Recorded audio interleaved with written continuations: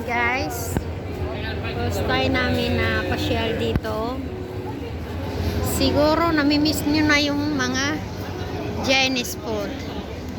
Ayan, mga kabot, lahat dito meron. Bebe, yan ang gusto kong i-try, ganito yung isda.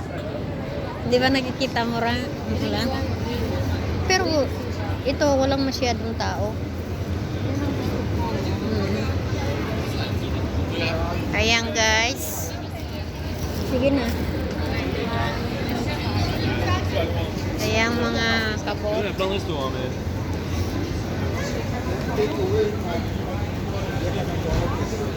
Si Ate Bia yan. Parang gusto na kumain na. Chinese food. Ay, mga kabot.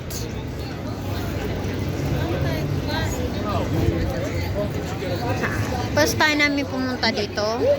Siyempre, ilang beses na dito. Pero first time na pasyal. Ayan. Parang ignorante.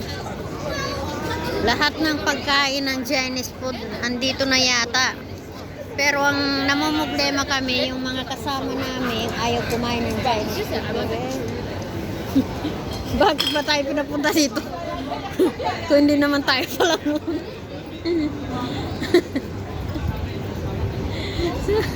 Nakakatuwa. Dito pala sa UK, parang nasa China. Meron dito lahat.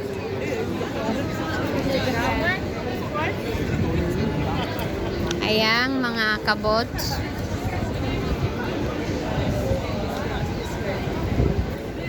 Ayan, nag-iikot lang kami. Pero parang malamig na eh.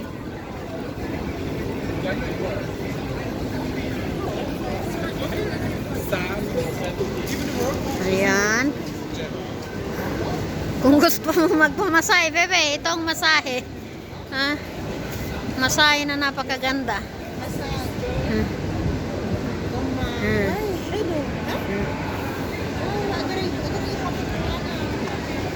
Ito. Magaling sila magmasahe. Ayan. Bebe, bakit ba tayo pinapunta dito? Hindi naman tayo pakakainin. Nagugutom ako. Ayan guys. Kahit saan ka magpunta dito sa Solo, puro mga Chinese food. Ayan. Diba? Town kasi ito eh. Kala ko ba ngayon malamig, mainit, hindi pala malamig. Yan.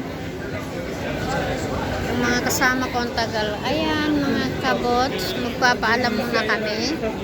Kasi muna kami, mamaya magkita-kita na naman tayo sa susunod na video ni Kabot.